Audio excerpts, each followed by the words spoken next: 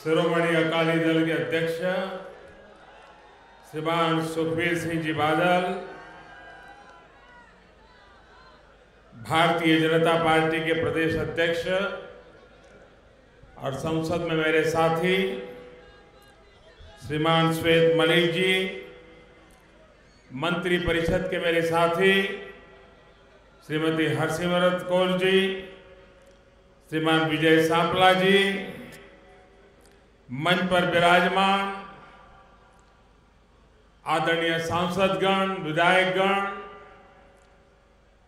भाजपा अकाली दल के सभी वरिष्ठ नेतागण और विशाल संख्या में पधारे हुए मेरे प्यारे भाई और बहनों, जगत गुरु बाबेया नानक दे सोरे गर्दी धरती गुरदासपुर बीच पंजाब भर तो आए बहनों अति भराओ। वाहे गुरु जी का खालसा, वाहे गुरु जी की फतेह। गुरुओं, पवित्र धामों, वीरों और महान कर्मयोगियों की भूमि गुरदासपुर को सत श्री अकाल। ये मेरा सौभाग्य है कि नए भारत के निर्माण के लिए एक और महत्वपूर्ण वर्ष की शुरुआत मैं गुरदासपुर और पंजाब के बहन भाइयों के बीच में आकर कर रहा हूं। गुरदासपुर की धरती देश, समाज, मानवता के लिए हमेशा प्रेरणा देने वाली रही है। लिहाजा साल 2022 तक न्यू इंडिया के निर्माण के लिए भी 125 करोड़ देशवासियों के संकल्प को सिद्ध करने के लिए यहां से नई ऊर्जा का संचार होगा। गुरदासपुर बाबा लाल दयाल जी की तपोस्थली है। यहां मुक्तेश्वर धाम है। ये वीरता और देशभक्ति के नायक सिख वीर बंदा बैरागी और शहीद राम सिंह पठानिया की कर्मभूमि रही है। साथियों, गुरदासपुर ने समाज जीवन के हर क्षेत्र में पंजाब और देश का नाम रोशन किया है। एक से एक महान व्यक्तित्वों को जन्म दिया है। देवानंद और विनोद खन्ना जैसे महान कलाकार इसी धरती के सपूत थे। विनोद खन्ना जी के निधन के बाद मेरा यह पहला गुरदासपुर दौरा है। आज उनकी कर्मभूमि में आकर मैं फिर एक बार उन्हें श्रद्धांजलि अर्पित करता हूं। भाई और बहनों, गुरदासपुर के हर व्यक्ति के लिए विनोद खन्ना जी का समर्पण और यहां के विकास के लिए उनके प्रयास आज यहां स्पष्ट दिखते हैं। वो एक आधुनिक, खुशहाल और संपन्न गुरदासपुर देखना चाहते थे। उनके इस सपने को हम सभी को मिलकर के साकार करना है। मुझे प्रसन्नता है कि केंद्र की एनडीए सरकार गुरदासपुर सहित पूरे पंजाब में विकास के लिए निरंतर प्रयास कर रही है। हम सभी के आदरणीय श्रद्धेय सरदार प्रकाश सिंह जी बादल जी के मार्गदर्शन में अकाली दल और भारतीय जनता पार्टी दोनों कंधे से कंधा मिलाकर के पंजाब की खुशहाली के लिए दिन रात काम कर रहे हैं। भाई और बहनों, विकास के अलग अलग पैमाने होते हैं, आयाम होते हैं। विकास चाहे संसाधनों का हो, सुरक्षा का हो या फिर सांस्कृतिक और आध्यात्मिक विरासत का, देश को मजबूत करने में हमारी सरकार निरंतर जुटी हुई है। गुरदासपुर तो बाबा नानक की धरती है। अगले वर्ष गुरु नानक देव जी की 550वीं जन्म जयंती आने वाली है। केंद्र सरकार ने तय किया है कि गुरु नानक देव जी ने जो संदेश दिया, किरत करो, नाम जपो, वंड छको, इसको दुनिया के कोने कोने तक पहुंचाया जाए। इसी भावना के तहत देश की सभी राज्यों के अलावा दुनिया भर में समारोह का आयोजन किया जाएगा। साथियों, हम सिर्फ गुरु के गौरव की ही बात नहीं कर रहे हैं, बल्कि उनके जुड़े तीर्थ स्थलों तक हर आस्था स्थान बेरोक टोक जा सके, इसके लिए भी प्रयास हो रहे हैं। भाइयों और बहनों, 7 दशक पहले भारत विभाजन के समय हमें उस पवित्र स्थान से दूर कर दिया गया था, जिस पर हमारा हक था। सिर्फ 3-4 किलोमीटर की बात थी, लेकिन उस समय की सरकार थी, वो आस्था के इतने पवित्र तीर्थ को भारत के साथ नहीं रख पाए।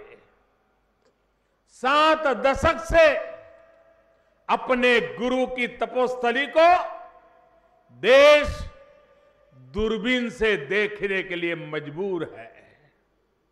देश की भावना को देखते हुए, करोड़ों सिख भाई बहनों की मांग को देखते हुए एनडीए की सरकार ने करतारपुर कॉरिडोर बनाने का ऐतिहासिक फैसला किया।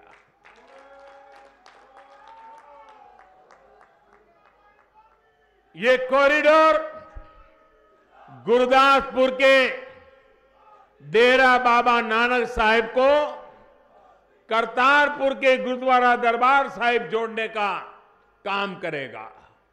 इसके तहत यहां डेरा बाबा नानक शिव से लेकर इंटरनेशनल बॉर्डर तक सारी आधुनिक सुविधाओं से युक्त कॉरिडोर का निर्माण किया जाएगा।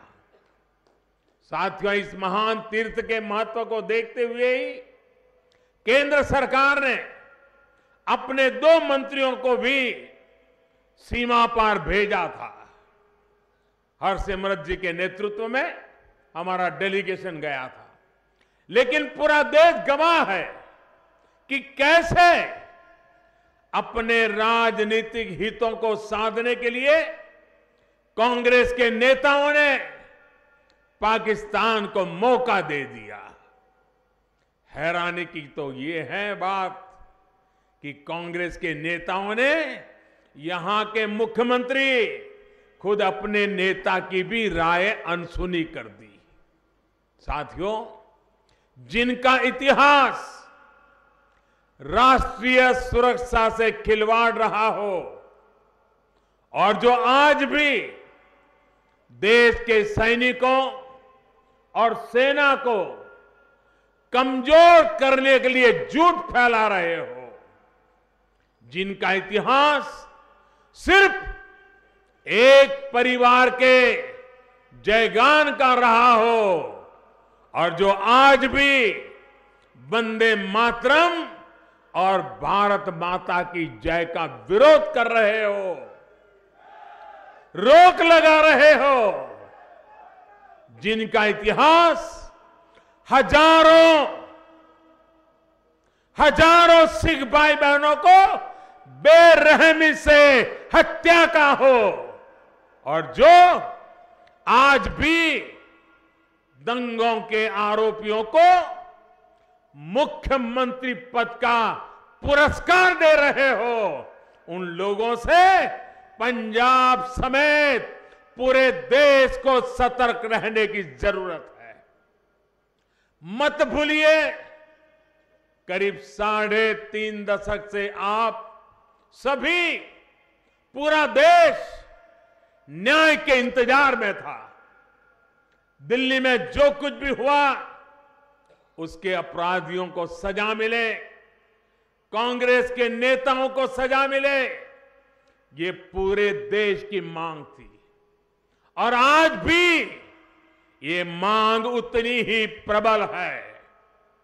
एक परिवार के इशारे पर जिन जिन आरोपियों को सज्जन बताकर फाइलें दबा दी गई थी, एनडीए सरकार ने उनको बाहर निकाला, एसआईटी का गठन किया और मेरे प्यारे भाइयों बहनों, परिणाम आपके सामने है।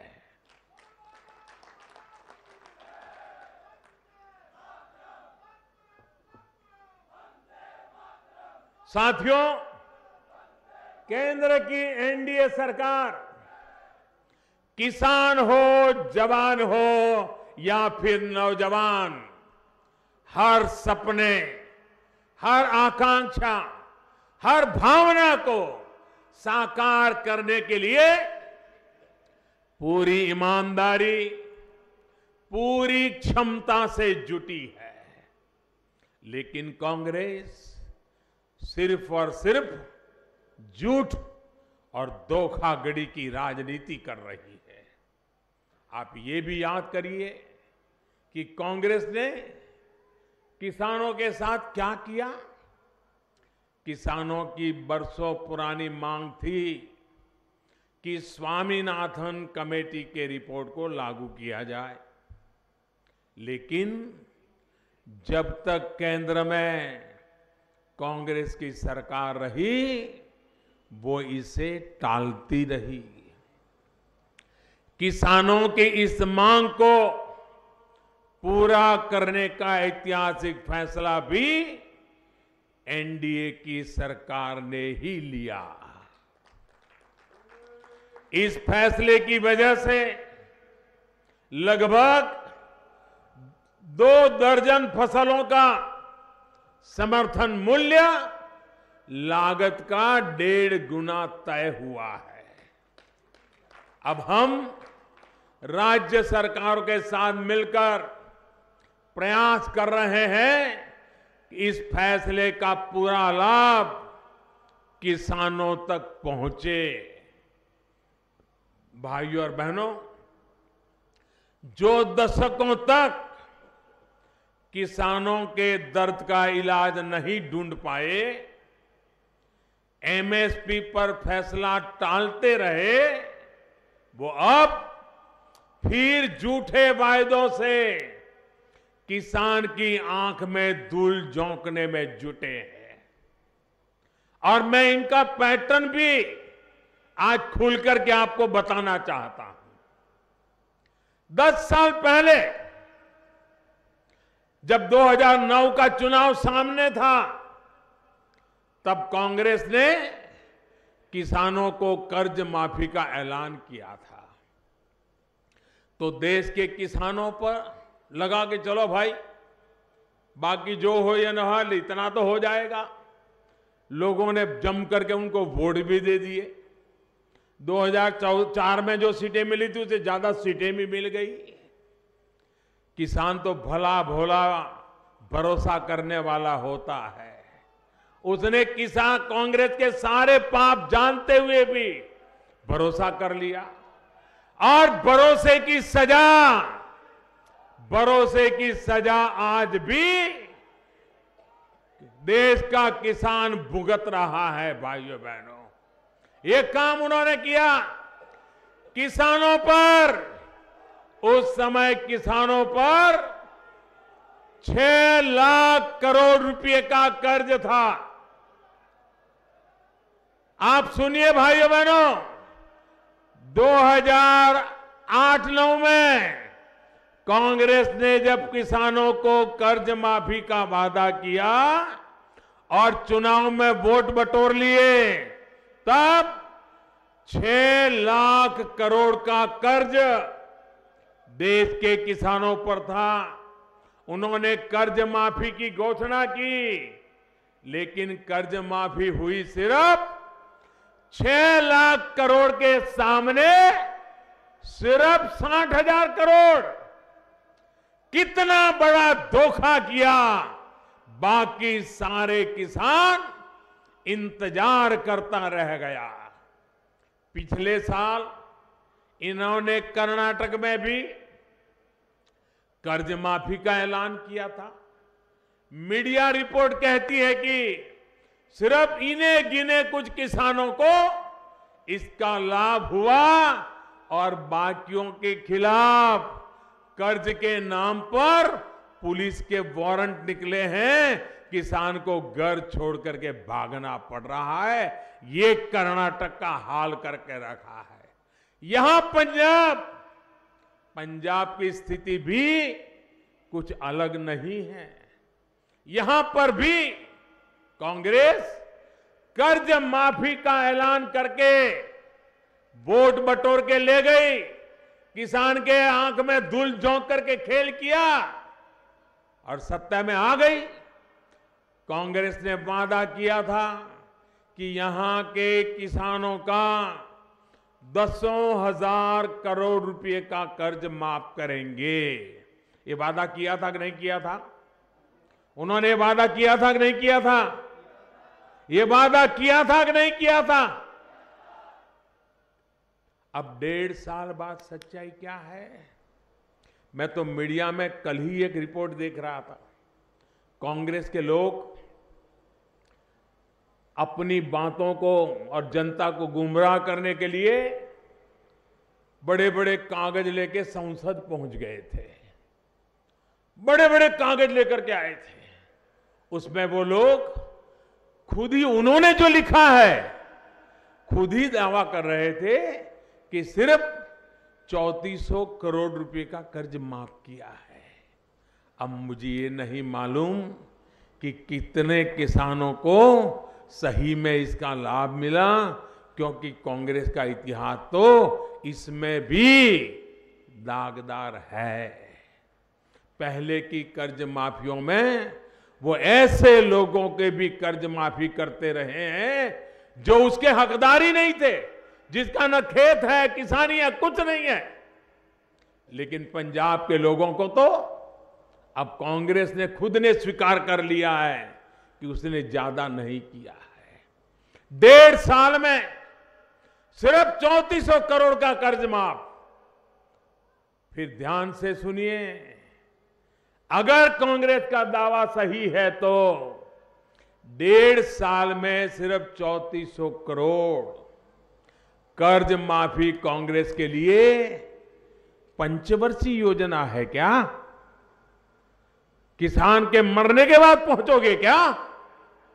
साथियों, आप ये भी मत भूलिए कि पंजाब सहित पूरे देश में छोटे किसान जिनके पास 1-2 हेक्टेयर जमीन है और जिनकी संख्या हिंदुस्तान में सबसे अधिक है, वो कभी बैंकों से कर्ज नहीं पाते हैं। उनको वो मिलता भी नहीं है। उनको तो साहूकारों से या दूसरे लोगों से कर्ज लेना पड़ता है। जब इन गरीब किसानों का ही कर्ज माफ नहीं होगा तो फिर किसानों से झूठ क्यों बोल रही है कांग्रेस? साथियों, जैसे कांग्रेस ने देश को दशकों तक गरीबी हटाओ के नारे के साथ ठगा, वो अब देश को कर्ज माफी के नाम पर ठग रही है। हालात तो ये भी थे कि न किसानों के पास बैंक खाते थे, न उन्हें पक्का मकान देने के लिए कांग्रेस ने कुछ सोचा और न ही उनके शौचालय के लिए कुछ किया। देश के हर गांव को सड़क से जोड़ने का काम भी अटल जी के समय ही शुरू हुआ था। देश के गांवों, देश के किसानों को लेकर कांग्रेस की यही सोच रही है। वहीं एनडीए की सरकार विकास की पंचधारा, जन जन की सुनवाई के साथ ही बच्चों को पढ़ाई, युवा को कमाई, बुजुर्गों को दवाई, किसानों को सिंचाई के लिए दिन रात काम कर रही है। इसी सोच के तहत बीते 4.5 वर्षों में गुरदासपुर और पंजाब के विकास के लिए अनेक महत्वपूर्ण योजना और परियोजनाओं को स्वीकृति दी गई है। इनमें से कई पूरी हो चुकी है और बाकियों पर तेजी से काम किया जा रहा है। करतारपुर कॉरिडोर के साथ ही गुरु नानक जी से जुड़े एक और स्थान सुल्तानपुर लोधी को हेरिटेज टाउन के रूप में विकसित करने पर भी काम किया जा रहा है। भाई और बहनों, हमारी सरकार वर्ष 2022 तक किसानों की आय 2 गुनी करने का बहुत ईमानदारी से प्रयास कर रही है, निरंतर जुटी हुई है। साथियों, खेती को लाभकारी बनाने के लिए सरकार निरंतर ऐसे फैसले ले रही है जिससे समस्या को प्रभावी तरीके से खत्म किया जाए। किसानों का सशक्तिकरण ही, एम्पावरमेंट ही एनडीए सरकार का रास्ता है और यही हमारा लक्ष्य है। हमारा किसान ताकतवर बने, हमारा किसान सशक्त बने, इसी मकसद से हम काम कर रहे हैं। इसी सोच को साकार करने के लिए गुरदासपुर और पंजाब सहित पूरे देश में जमीनी स्तर पर काम किए जा रहे हैं। भाइयों और बहनों, आपको आपका ये शाहपुर कांडी डैम प्रोजेक्ट ऐसे ही अनेक कामों में से एक है। आप सभी को इसके लिए दशकों लंबा इंतजार करना पड़ा है। स्थिति ये थी कि रावी नदी की जीवनदायिनी धारा यहां से बहती थी, लेकिन लाखों किसान परिवार के खेत बूंद बूंद पानी के लिए तरसते थे। उन्हें पानी के लिए भारी कीमत चुकानी पड़ती थी। रावी का पानी जो आप सभी के पंजाब और जम्मू कश्मीर के हक का था, वो दशकों से बिना इस्तेमाल का पाकिस्तान जा रहा था। अपने अमूल्य संसाधन की ये फिजूल खर्ची जिनके संस्कार थे उन्होंने निभाए। हमारी सरकार को ये मंजूर नहीं है। साथियों, एनडीए सरकार की नीति रही है कि भारत के हक का पानी भारत की ही भूमि को सिंचेगा, हमारे अपनों के घरों को ही रोशन करेगा। इसी सोच के साथ शाहपुर कांडी डैम जुड़े हर स्टेक होल्डर के साथ बातचीत की गई, अड़चनों को दूर किया गया। परिणाम ये कि 4 महीने पहले इस प्रोजेक्ट को मंजूरी दे दी गई और आने वाले 3-4 वर्षों में ये प्रोजेक्ट गुरदासपुर सहित पंजाब और जम्मू कश्मीर हजारों हेक्टेयर जमीन सिंचाई की सुविधा से जुड़ जाएगी। सिंचाई के साथ साथ पंजाब यहां से 200 मेगावाट से ज्यादा की बिजली भी पैदा कर पाएगा। भाइयों और बहनों, इसी तरह राजस्थान फीडर कनाल और सरहिंद फीडर कनाल की रीलाइनिंग का फैसला भी एनडीए की सरकार ने ही लिया है। इन दोनों प्रोजेक्ट के लिए केंद्र सरकार ने 800 करोड़ रुपए से अधिक की बजट की मंजूरी दे दी है। जब ये दोनों प्रोजेक्ट्स पर काम पूरा हो जाएगा, तब करीब 85,000 हेक्टेयर जमीन को वाटर लॉगिंग से मुक्ति मिलेगी। मुक्तसर, फरीदकोट और फिरोजपुर जिलों समेत पश्चिम पंजाब की करीब 2.25 लाख हेक्टेयर जमीन पर सिंचाई व्यवस्था में सुधार आएगा। साथियों, सिंचाई और सॉइल हेल्थ कार्ड के साथ साथ किसान की उपज को सही दाम दिलाने के लिए, उपज में वैल्यू एडिशन के लिए भी अनेक फैसले लिए गए हैं। किसानों का अनाज, फसल, सब्जियां, दूध बर्बाद ना हो, इसके लिए प्रधानमंत्री किसान संपदा योजना के तहत पूरे देश में व्यापक स्तर पर काम हो रहा है। आधुनिक गोदाम, कोल्ड स्टोरेज और फूड प्रोसेसिंग के कारखाने लगाए जा रहे हैं। यहां फाजिल्का में मेगा फूड पार्क ने काम करना शुरू कर दिया है, तो लुधियाना और कपूरथला के प्रोजेक्ट्स को भी मंजूरी दी जा चुकी है। इतना ही नहीं, पंजाब में 17 नए कोल्ड स्टोरेज या तो तैयार हो चुके हैं या फिर जल्द तैयार होने वाले हैं। इसके अलावा बठिंडा में IIFT यानी Indian institute of food processing technology में फूड प्रोसेसिंग ट्रेनिंग काम इंक्यूबेशन सेंटर शुरू किया गया है।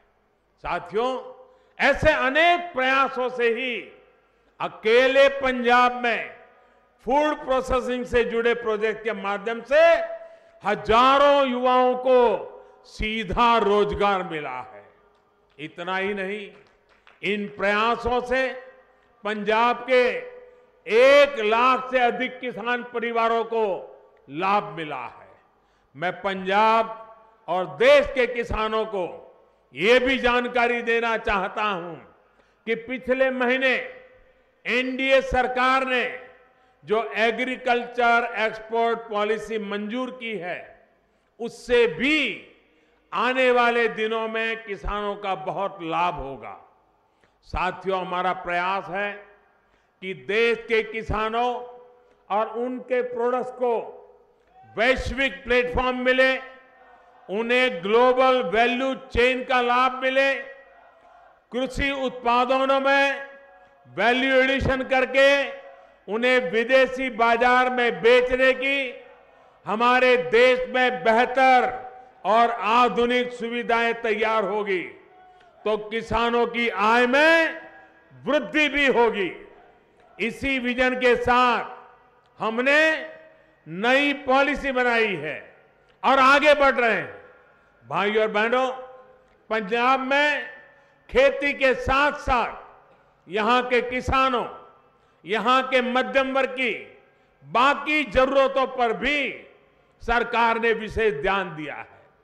पंजाब की स्वास्थ्य सुविधाओं को बेहतर करने के लिए भी अनेक प्रयास किए गए हैं।